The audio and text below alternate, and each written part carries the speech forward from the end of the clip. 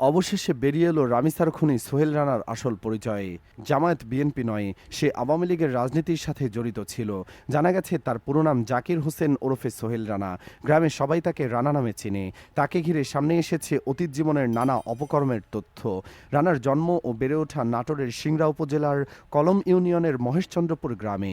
4 বছর আগে প্রথম স্ত্রীর সঙ্গে বিচ্ছেদের পর দ্বিতীয় বিয়ে করে সেই স্ত্রীকে সঙ্গে নিয়ে ঢাকায় বসবাস শুরু করে। এরপর থেকে গ্রামে পরিবারের সঙ্গে তার যোগাযোগ প্রায় বিচ্ছিন্ন ছিল।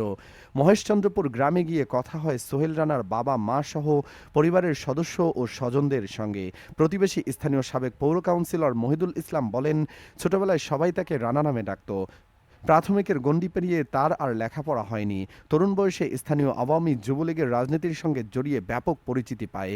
তখন তিনি নিজেকে এস রানা বলে পরিচয় দিত এবং পরিচিতি বাড়াতে স্থানীয় বাজারে যুবলীগ কর্মী পরিচয়ে বিলবোর্ডও দেন।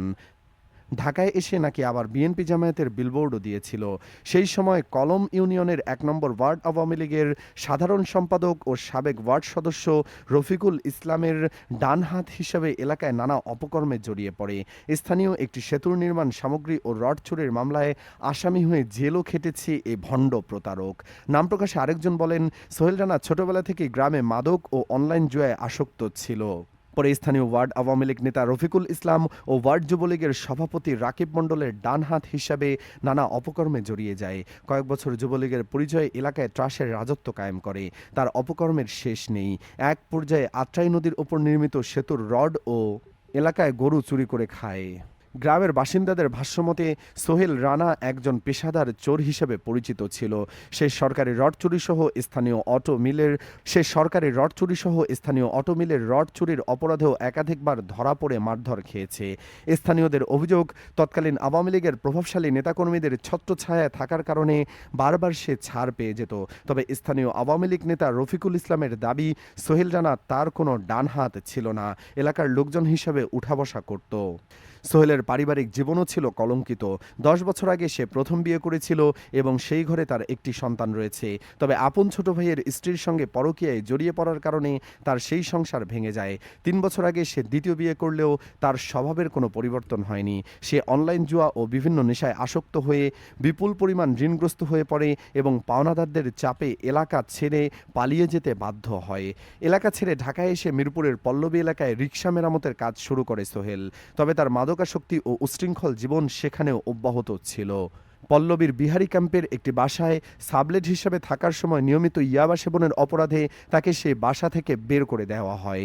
পরবর্তীতে পরিচিতদের মাধ্যমে পল্লবীর একটি গ্যারেজে কাজ নিলেও কাজে অনিয়মিত হওয়ার কারণে সেখান থেকেও তাকে ছাঁটাই করা হয়।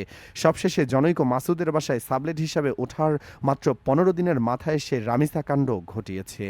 সোহেল রানার বাড়িতে গিয়ে কথা হয় তার বাবা মায়ের সঙ্গে। বাবা জেকের আলী বলেন, তার ছেলে মদ জুয়া সহ নানা অপকর্মের সঙ্গে লিপ্ত ছিল। মানুষের কাছে মোটা অঙ্কের ধার দেনা করে এলাকা ছাড়া হয়।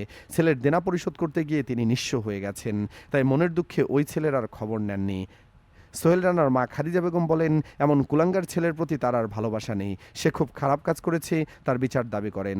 তার আপন ছোট বোন জলি বেগম অত্যন্ত ক্ষোভের সঙ্গে বলেন, 4 বছর আগে সোহেল বৃদ্ধ বাবা মা এবং পরিবারকে ছেড়ে চলে যায়। আমরা তার কোনো পরিচয় দিতে চাই না এবং ভবিষ্যতে তার সঙ্গে কোনো সম্পর্ক রাখতেও আগ্রহী নই। সে জঘন্য অপরাধ করেছে, তার যেন সর্বোচ্চ শাস্তি হয়। তার মানে সোহেল রানা আগে থেকে অপরাধী। তার যথাযথ সাজা না হওয়ার কারণে রামিসা কাণ্ড ঘটিয়েছে। এবারও বিচার না হলে আরও বড় কাণ্ড ঘটবে।